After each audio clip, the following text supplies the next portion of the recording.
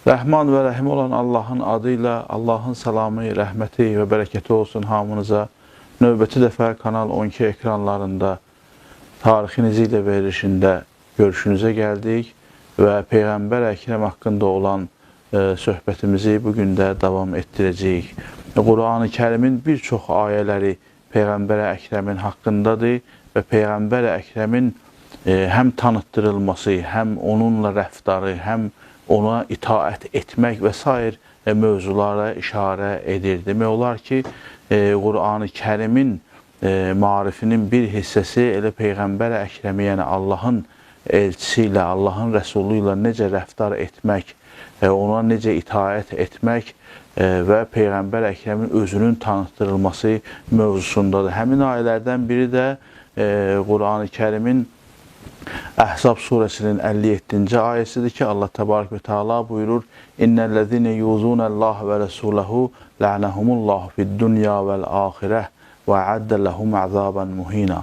Allah təbarək və teala möminlərə və bütövlükdə insanlara xitab eləyir. Əlbəttə ilk növbədə ilə möminlər, yəni Peyğəmbər Əkrəmə əziyyətdən söhbət gedirsə, bu təkcə İslamdan kənarda olan insanlara aid deyil. Elə İslamın daxilində də insanlar var idi ki, Peyğəmbərə əziyyət edirdilər müxtəlif vasitələrlə və Allah təbarək və teala o insanları bu işdən uzaq durmağa çağırırdı. Fərqi yoxdur, mömin olsun, kafir olsun.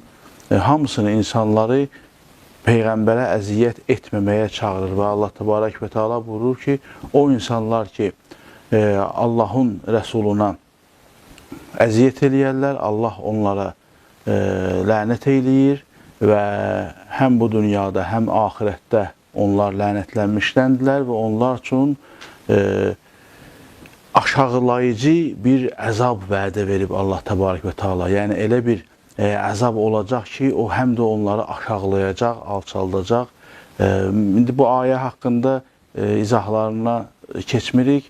Sadəcə onu bəlli edirik ki, Peyğəmbər Əkrəmə istənilən halda fərqi yoxdur, mömin və ya kafirə əziyyət etməsi məsələsini Quran-ı Kərim çox kəskin şəkildə ortaya qoyur və hansı əziyyətlər Peyğəmbərə ola bilərdi. Biz bilirik ki, Peyğəmbər Əkrəmin həyatı boyunca bir çox ona əziyyətlər olub, xüsusilə Məkkədə müşriklər tərəfindən Peyğəmbər Əkrəmin çəkdiyi əziyyətlər, müsibətlər, ondan sonra müharibə dönəmində yenə də savaşlarda Peyğəmbər Əkrəmin çəkdiyi əziyyətlər, hətta onun dişinin sındırılması və təbiidir ki, müsəlmanlar arasında da əziyyətlər olurdu. O insanlar ki, bəzən elə Peyğəmbərə doğrudan da öz rəftarları ilə hörmətsizlik eləyirdilər.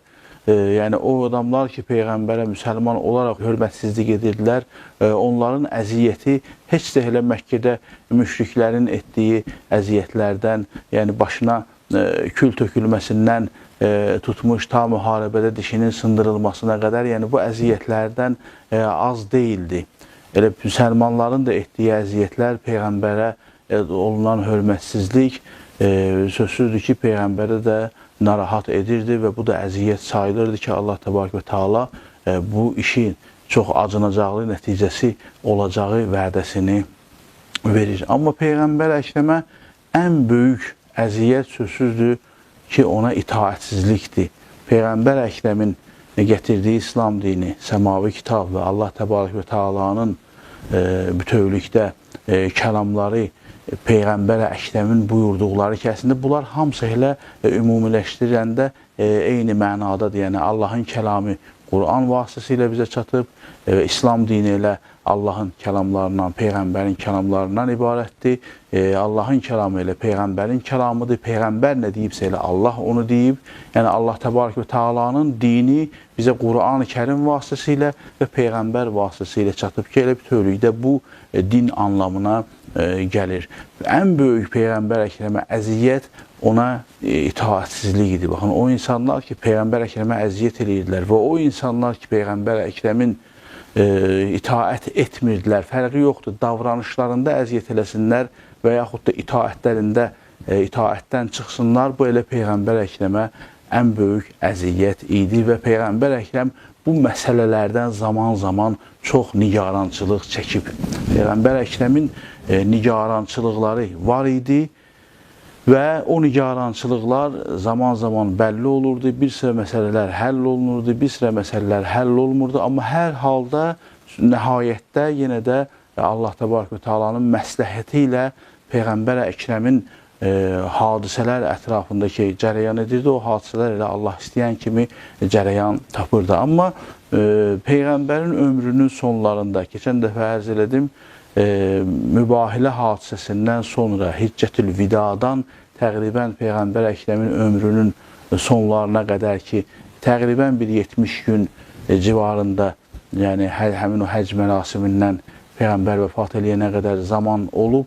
Həmin o zamanda Peyğəmbər Əkrəmin əsas bir nigarançılığı var idi. Baxın, bu tarixlərdə də öz əksini tapıb və xüsusən də bu məsələnin təsdiqi ki, Peyğəmbər ömrünün sonlarında nigaran idi, narahat idi, bir narahatçılığı var idi və o narahatçılıq iki dəlillə əslində aşkar olur. Birincisi, Qur'an-ı Kərimin ayəsidir ki, həcdən sonra nazil oldu, yəni sonuncudan öncəki vəhiy gəldi Peyğəmbərə. Bu özü bəyan eləyirdi ki, Peyğəmbərin bir nigarançılığı və narahatçılığı var.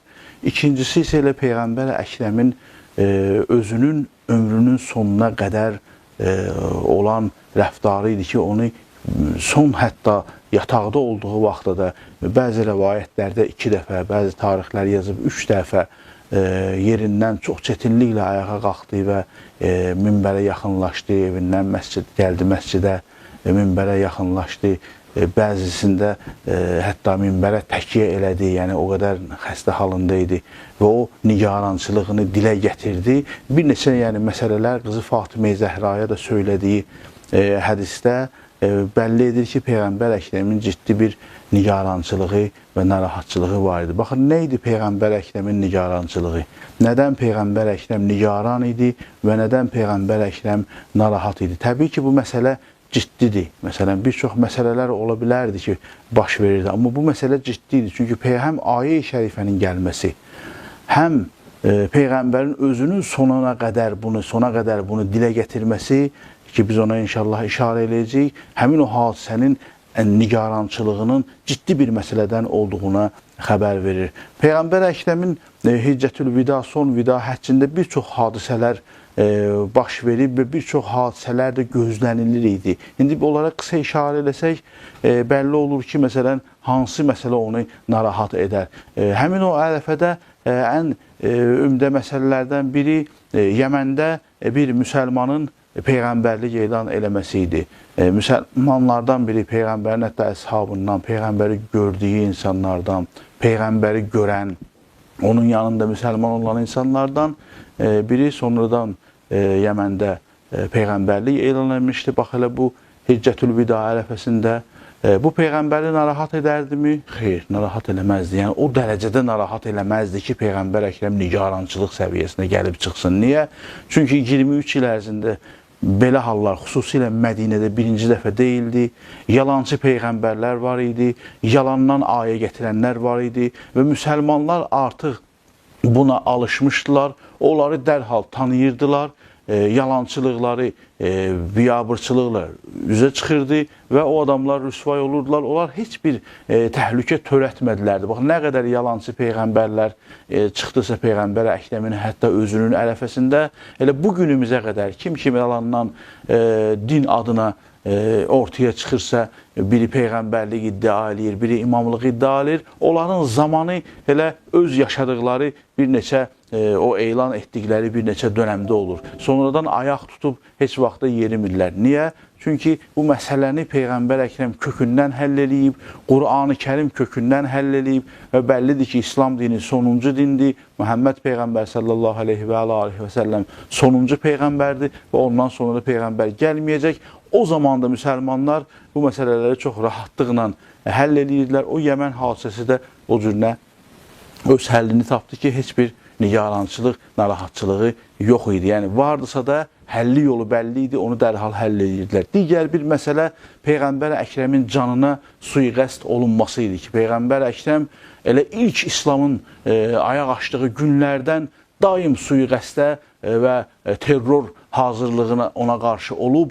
Peyğəmbər Əkrəm buna da alışqan idi. Yəni heç bir sui-qəsd xəbəri və ya Peyğəmbərə olan təhdid və ya Peyğəmbərə gələn o terror xəbəri ki, Peyğəmbəri terror edəcəklər, heç biri Peyğəmbər Əkrəmi yolundan saxlaya bilməzdi. Niyə saxlaya bilmirdi? Çünki bu da artıq Peyğəmbər Əkrəm üçün bəlli məsələ idi. Peyğəmbər Əkrəm o sui-qəsdlərindən xəbəri vardı, necə nəticələnəcəyindən bilirdi və sözsüzdür ki, Allahın vədəsindən də xəbərdar idi ki, Peyğəmbər Əkrəmə o sui-qəsdlər heç bir təsir göstərmirdi. Məkkədə ki, məlum hadisə var, indi mən o hadisənin xırdalıqlarına varid olmuram. Peyğəmbərə sui-qəsd hazırlamışdılar, gəldilər onunla başqa müsəlman adı ilə görüşdülər də, sonra heç faydası da olmadı və Peyğəmbər Əkrəmə gedəndə təhdid elədilər. Peyğəmbər Əkrəm onların şərrindən Allaha pənah apardı. Yəni bu məsələ də Peyğəmbərin canına sui-qəsd olunması məsələsi də hər nə qədər narahat verici olsa da Peyğəmbər Əkrəm artıq bu mərhələləri keçmiş idi və belə hallar onu nigaran etmirdi. Digər bir məsələ Rumlularla, yəni Bizansla müharibə idi. Siz bilirsiniz ki, bir dəfə müsəlmanlar müharibədə məğlub olmuşdular Rumlulara və Peyğəmbər Əkrəm o müharibədə özü iştirak eləmirdi. İkinci dəfə həmin o müharibəyə, yəni Bizansın hərəkətliliğini gördü ordusunu və müsəlmanlar da hərəkətə gəldi və döyüşə getdilər. Həmin o döyüş də savaşsız başa çatdı. Amma bundan da əlavə Qur'an-ı Kərimin nigarançılığı vardı. Tamamilə doğrudur. Bizans bir təhlükə idi həmin ərəfədə. Xüsusilə hicrətin 8-ci ilindən sonra, Bəraət-ül Müşrikindən sonraki Hicazda əsasən müsəlmanlar tam olaraq hakimiyyəti ələ almışdılar və Tohid bütün Hicazı bürümüşdü. Bir sıra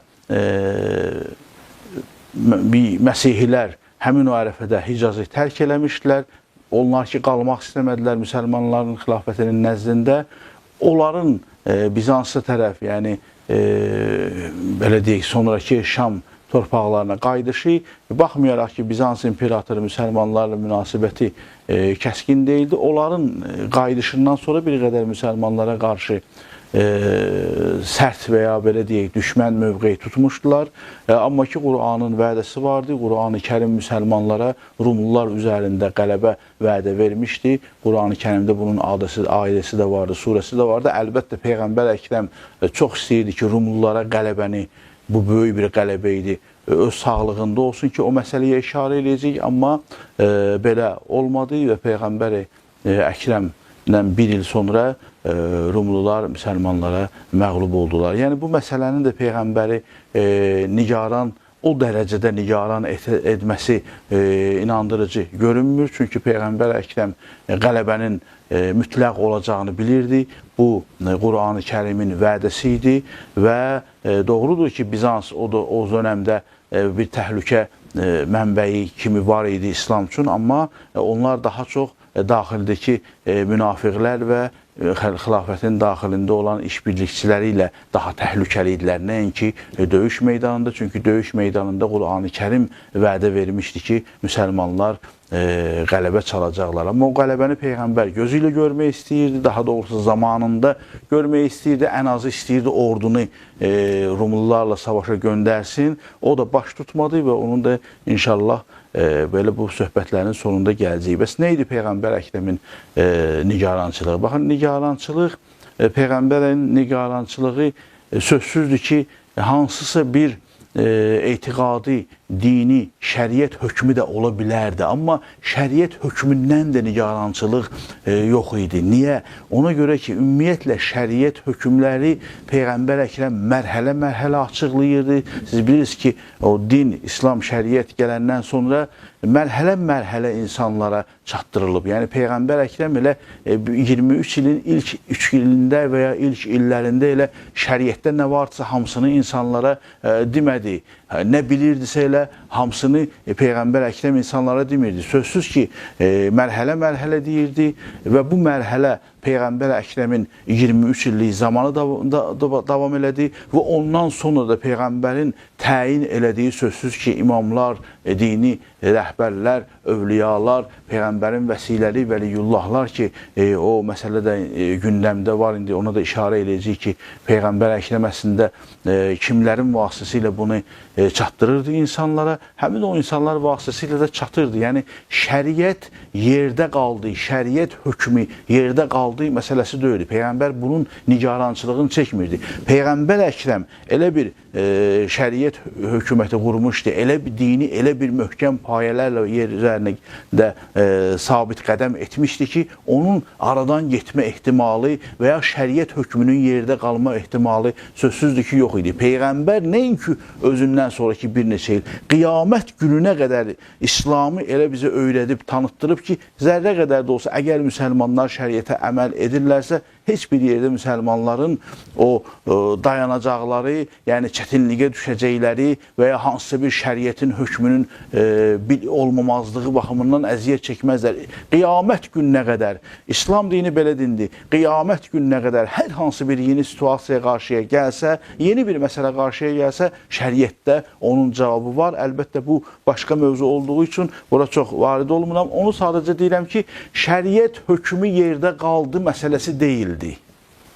Şəriət hökmü yerdə qalmayıb və heç vaxt qala da bilməzdi. Bugünə qədər də o elə davam eləyir. İstənilən mövzu ilə bağlı bir çox məsələlər ki, elm, texnika inkişaf elədikcə müsəlmanların qarşısına çıxır. Müsəlmanların o barədə hökmləri də var ki, Quran var, rəvayət var, icma var, əql var. Yəni, bu məsələ də öz qaydası ilə davam edir. Bəs Peyğəmbərin nigarançılığı nədən idi? Baxın, Peyğəmbərin nigarançılığı elə bir məsələdən idi ki, Peyğəmbər Əkrəm onun həyata keçməsindən narahat idi və ayə-i şərifə, Peyğəmbər Əkrəmin o sonradan atdığı addım və ömrünün sonlarında da insanları məhz buna çağırması elə ona işarə idi. Baxın, İslam dinini mən qısa olaraq yuxarıda işarə elədim. İslam dinini Peyğəmbər Əkrəm çatdırıb və İslam dini canlı bir dindir, elə bir dindir ki, daim hərəkət edir, daim yaşayır və qiyamət gününə qədər insanların sonuncu dinidir. Bunun sonuncu bir daşı qalmışdı onu yerinə qoymağa. Hələ bir Peyğəmbər Əkrəm bir bina tikmişdi, binanın sonuncu daşını yerinə qoymalıydı. Və əgər o daşı yerinə qoymasaydı, həmin o bina zədələnə bilərdi. Bax, mən bunu təsəvvür yaranmaq üçün deyirəm.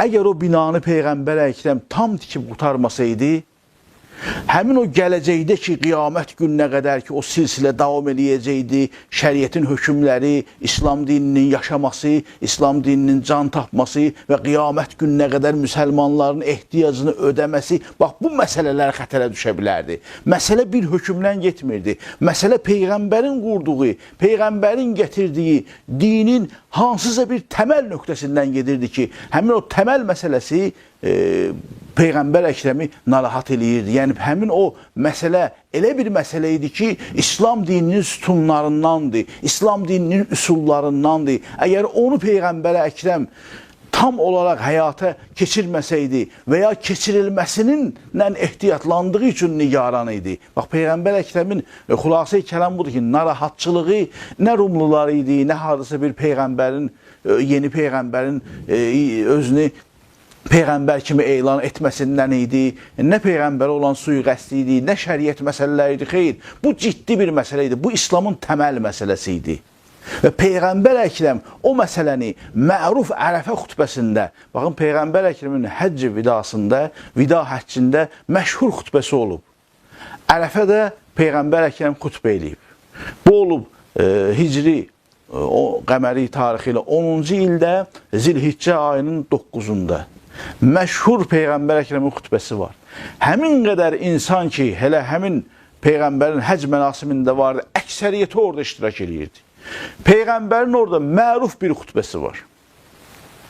Həmin o xutbəni Peyğəmbər Əkrəm edir, təbii bir neçə gün vacibi hökmlər icra olunur, artıq Məkkədən çıxma başlayır və Peyğəmbər orada olduğu üçün hamı Peyğəmbər Əkrəmin ətrafındadır, gözləyirlər Peyğəmbərlə bir hərəkət eləsinlər.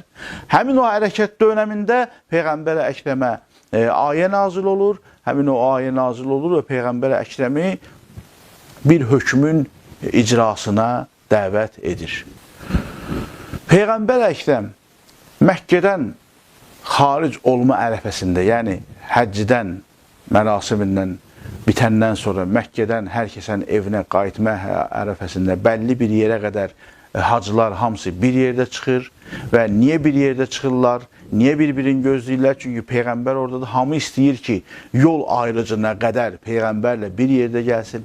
Həmin o yol ayrıcına çatmamışdan öncə ki, mərufdur ora Qədirxum məkanın adı, həmin o yerə çatmamışdan öncə Peyğəmbər Əkrəmə ayə nazil olur. Ya eyyuhər rəsul, bəlliğ ma unzilə iləyk, sənə nazil olanı insanlara təbliğ elə. Allah tərəfindən sənə nazil olub və onu insanlara çatdırmalısan. Və inləm təfəl, əgər çatdırmasan, fəma bəlləqdə risalətəhu, sən Allahın, Rəbbinin elçiliyini, ilahi missiyasını yerinə yetirməmiş olursan. Vallahu ya'simukə minən-nas. Allah səni insanların şərrindən, insanların ehtimal verilən şərrindən, övtöylükdə insanlardan qoruyacaq. Baxın, həmin bu ayə-i şərifə əslində bir açardır ki, Peyğəmbər Əkrəmə bu ayə nazil oldu. Əslində bu ayə niyə nazil oldu Peyğəmbərə? Çünki Peyğəmbər Əkrəm, bu əlbəttə şərhdir, izahlardır ki, Peyğəmbər Əkrəm Ərəfə xutbəsində zahirən bu məsələni deməkdən ehtiyatlandı və təbii ehtiyatda ki, ona görə idi ki, insanlar bu məsələni nə cür qəbul edəcəklər. Peyğəmbər biraz da əslində biz Ərəfə xutbəsinə baxanda gördük ki, Peyğəmbər elə bir əslində Qədirxum çıxışına bir hazırlıq çıxışıdır Ərəfə xutbəsi. O da böyük bir xutbədir. Peyğəmbər Əkrəmin Ərəfədəki söylədiyi xutbə əslində bir hazırlıq idi. Ola bilərlə o xutbənin axırında da Peyğəmbər Əkrəm onu söyləyə bilərdi. Ola bilər ki, elə Peyğəmbər Əkrəm digər bir zamanda söyləyəcəkdi. Nə qədər ki, hələ hacılar dağılışmamışdı. Amma ayə-i şərifə nazil oldu və Peyğəmbər Əkrəmi artıq bu missiyanı tam olaraq həyata keçirməyin zamanının yetişdiyini göstərdi. Yəni Peyğəmbər Əkrəmə bu ayəsində bir daha xatırlatma oldu ki, artıq bu məsələnin vaxtıdır və bundan o yana ola bilsin ki, fürsət qalmasın. Bununla da Peyğəmbər Əkrəm Qədirxum hadisəsi baş verdi. Amma Peyğəmbər Əkrəmin o Ərəfə xutbəsində niyə söyləməməsi, yenə də deyirəm, bu məsələ şərhlərin məsələsidir. Tarixçilər izahlarında bunu bəlli ediblər. Niyə söyləmədi? Ola bilər Ərəfədə hərçənd ki, həmin orada Ərəfədə əsasən bütün hacılar həmin günü oraya toplaşır. Ola bilər Peyğəmbər Əkrəm fürsəti, yəni o xutbəsi elə bir zamanda oldu ki, hamı orada toplaşmamışdı. Ola bilər ki, Peyğəmbər Əkrəm elə ehtiyatlandığı məsələsi orada daha çox onu narahat elədi ki, birdən hacılar o həcvin vacibi əməlləri sırasında bu məsələyə diqqət ayıra bilməzlər. Hər halda Peyğəmbər Əkrəm Ərəfə xutbəsində Qədirxum məsələsinə işarə eləmədi və o ayə-i şərifə nazil oldu və Qədirxum hadisəsini elə Qədirxum adı ilə bəllidir, Qədirxum çölündəcə elan elədi. İnşallah bugünlük hələlik bu qədər. Allahın amanında olun. Allah daim yardımçınız olsun.